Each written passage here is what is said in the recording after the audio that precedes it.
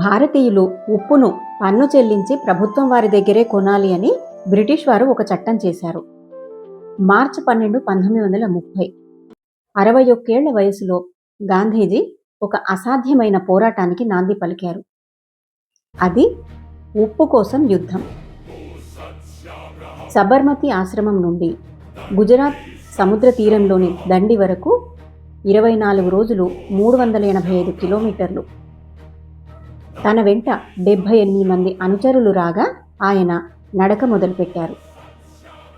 ఆయన నడుస్తూ ఉంటే వేలాది మంది ప్రజలు ఆయనకు తోడయ్యారు. ఉప్పు పన్నుకు వ్యతిరేకంగా దేశమంతా నినదించారు.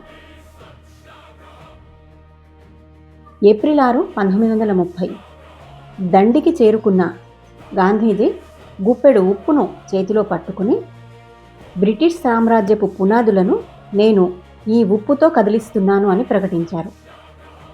చట్టాన్ని ఉల్లంఘించినందుకు గాను గాంధీజీతో పాటు 60,000 మందిని అరెస్ట్ చేశారు.